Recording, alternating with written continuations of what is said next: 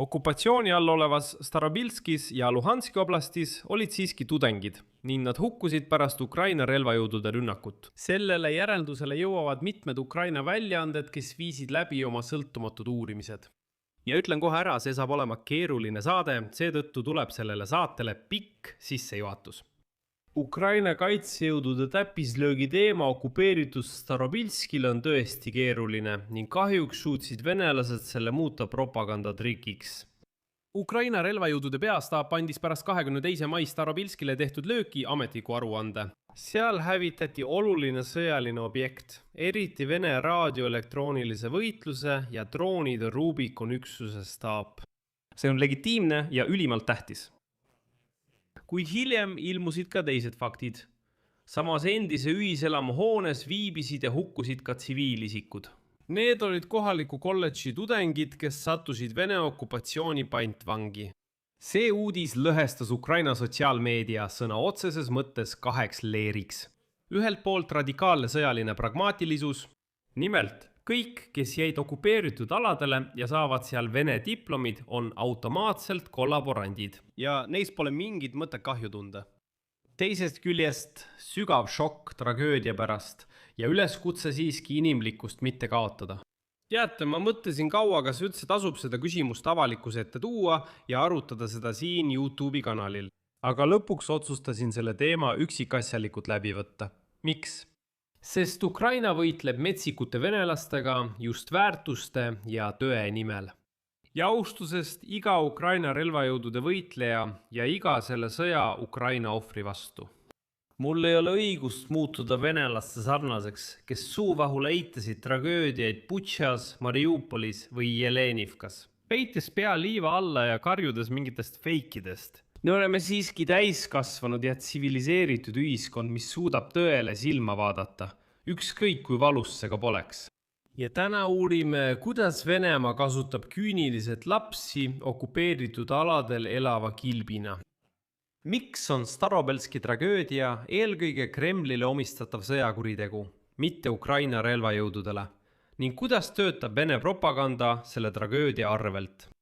Minu nimi on Aleksei Petši, arutame koos seda keerulist, tõesti keerulist teemat ja uurime, mis tegelikult juhtus. Kas tegemist on Ukraina armeega? Kui te ei mõõda... Kuulake mind. Kuulake nüüd hoolikalt. Ma tahan, et te mõistaksite mind üheselt. Kui me teeme sellise otsuse ainult Ukraina kodanike kaitseks ja las keegi sõjaväelastest proovib tulistada oma inimeste pihta, kelle taga me seisame, mitte 3 sammu tagapool, vaid otse taga. Las nad proovivad tulistada naiste ja laste pihta. Ma tahan näha neid, kes annavad Ukrainas sellise käsu. Niisiis 22. mai hommikul olid okupeeritud Starobelski linnas Luhanski oblastis kohalikud Telegrami kanalid tõesti täis kuulutusi noorte poiste otsimise kohta. Vanemad ja tuttavad otsisid neid, kes olid kaduma läinud. Pärast lööki pedagoogilise kolledži ühiselamu hoone pihta. Sellest kirjutas esimesena väljaanne Reaalne ajaleht. Hiljem kajastasid seda ka teised Ukraina meediaväljaanded. Ja siin toon kohe tsitaadi sellest samast reaalsest ajalehest. Enne kui hakkame analüüsima redaktiive, faktid. Hukkunud on päris inimesed. Nende lehed sotsiaalvõrgustikus V-kontakte on siiani avatud. Mõned neist on liitunud Starobenski pedagoogilise kolledži ametliku grupiga. Nad postitasid fotosid, neil olid sõbrad, nüüd on seal kaastunde avaldustega kommentaarid.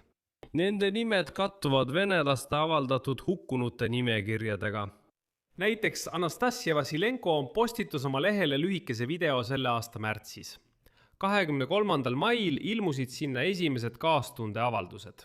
Aleksandra Kovpaki lehel on viimased 3 päeva olnud kaastunde avalduste ja hüvastijätu sõnadega kommentaarid. Viimase avaliku foto postitas neiu 26. 9. veebruaril. 19-aastase Anna Pogrebnitšenko matustele tulid propagandistid ja tegid loo leinevate sugulastega. Ka V-kontakte lehel jätavad inimesed kaastunde, toetuse ja mälestussõnu. Hukkunud Tasha Serjuki sugulased näitavad propagandistidele tema viimast sõnumit, mille ta neile pärast rünnakut salvestas. Viimane foto, mille Tasha avalikult sotsiaalmeediasse postitas, oli tema sünnipäeva foto. Selle all on praegu samuti leina kommentaaride laine. Telegrami kanalid avaldasid video, mis oli filmitud esimestel minutitel pärast lööki. Avalikult on vähe kaadreid ühiselamule tehtud löögist. Esimesi minuteid pärast lööki filmisid vaid üksikud ja veel vähem inimesi jagasid neid. Venemaa on aastaid hoolikalt puhastanud infovälja Luhanskis ja Donetskis. Seetõttu võib tegemist olla propagandistlike allikatega. Ja eelmisel aastal keelas LNR-i grupeeringu juht Leonid Pasječnik üldse rünnakute tagajärgede fotode ja videote avaldamise. Aga mis siis tegelikult juhtus Starobilskis? Vene poole versiooni kohaselt ründasid Ukraina droonid Starobilskit 22. mai öösel. Osaliselt hävis Starobilskis asuva kolledži ühiselamu, nad Luganski riikliku pedagoogikaülikooli ühiselamu. Venelaste andmetel viibis löögi hetkel seal umbes 80 tudengit, hukkus 21 inimest, 10 said vigastada. Ukraina relvajõudude peastaap teatas, et löögi sihtmärgiks oli üks Venemaa Föderatsiooni kaitseministeeriumi struktuuri kuuluva Rubikoni üksuse staap, mis koordineerib droonide arendamist ja kasutamist. Peastaabi andmetel asus staap instituudi kompleksi haldushoonetes. Ja just siin algab kõige olulisem, mida tasub kogu saate jooksul meeles pidada.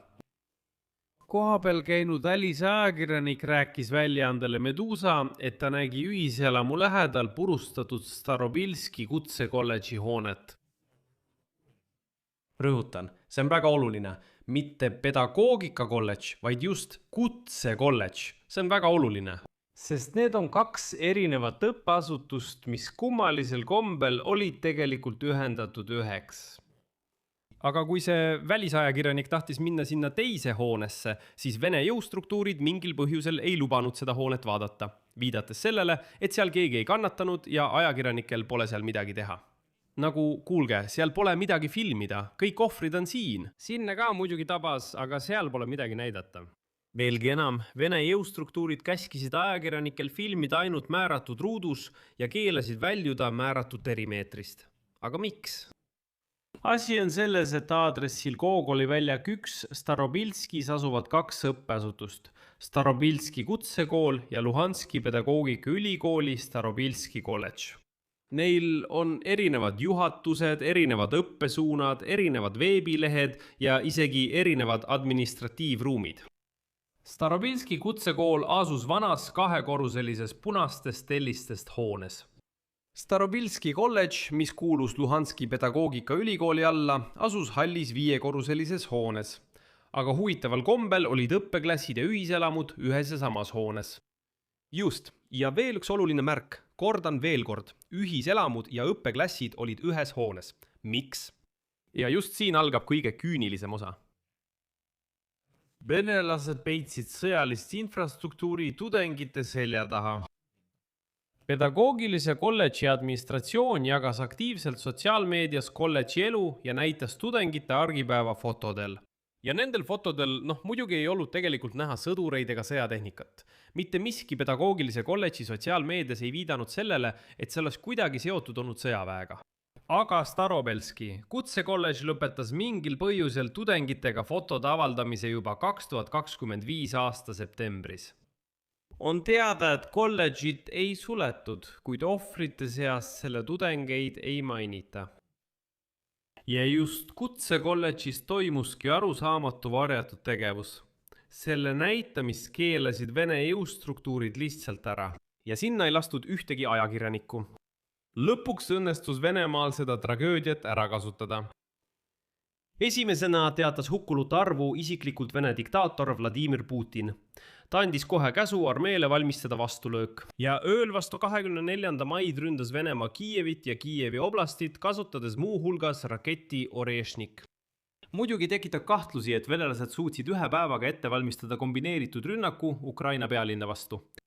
Venelased muutsid Starobelski rünnaku tagajärjed meediasõuks. Nad korraldasid massilise lillede asetamise, näitasid leinakirju suurte ekraanide peal erinevates Venemaa linnades. Nad langetasid lippe poodidel ja kohvikutel. Emotsionaalsed teated surmast vaheldusid kohe poliitiliste loosungitega, kuigi nende propagandistlike lugude kangelased kirjeldasid fakte. Ja mis huvitav, ükski neist ei süüdistanud Ukraina relvajõude. Nad lihtsalt ütlesid, näete, juhtus tragöödia. Nüüd peamine. Hukkunud ja kannatanud üliõpilaste kohta kasutavad venelased pidevalt sõna laps või lapsed. See on teadlik manipulatsioon. sest 18-aastane inimene ei ole enam laps. Ja ta peab tegema teadliku otsuse, eriti mõistes, et samas hoones toimuvad ilmselged sõjalised manipulatsioonid. Ja siin tekib veel üks huvitav vastuolu.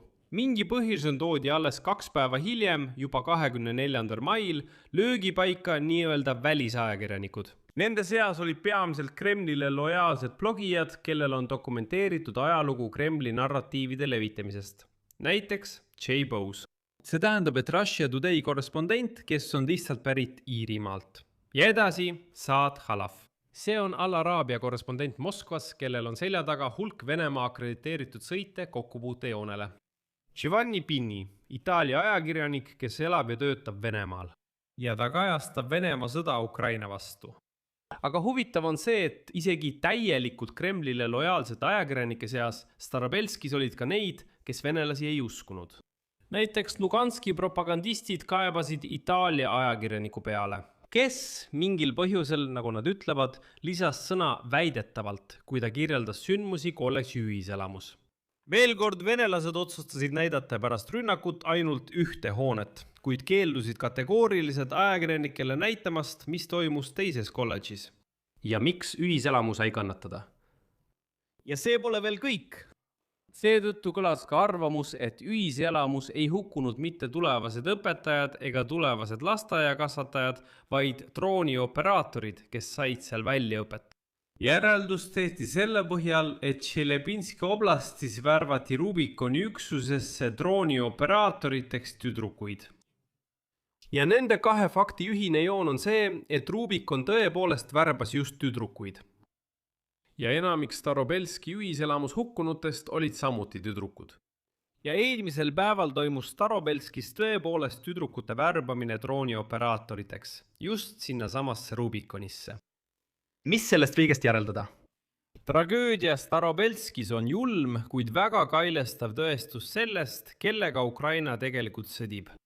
Kremlile on inimesed okupeeritud aladel, isegi lapsed ja noorukid, lihtsalt kulumaterjal. Need ei ole omad, nagu nad ütlevad. Ei. See on inimkilp, mille taha Vene sõjaväelased peidavad oma radareid, droonide staape ja nii edasi. Nad saavad suurepäraselt aru, et varem või hiljem tuleb sinna tabamus. Ja kui sinna tabamus tuleb, ei kiirusta nad inimesi päästma. Ei. Nad viivad sinna kõigepealt kaamerad, et ohvrite arvelt propagandat teha. Aga mida arvate teie? Kirjutage kommentaaridesse, arutame seda teemat ikkagi avalikult. Aitäh, et vaatasite selle osa lõpuni, hoolitsege enda eest ja kohtumiseni. Ja las keegi sõjaväelastest proovib tulistada oma inimeste pihta, kelle taga me seisame, mitte ees, vaid taga. Las nad proovivad tulistada naiste ja laste pihta, kelle taga me seisame, mitte 3 korda tagapool. Las nad proovivad tulistada naiste ja laste pihta, kelle taga me seisame, mitte ees, vaid taga. Las nad proovivad tulistada naiste ja laste pihta, kelle taga me seisame, mitte ees, vaid taga.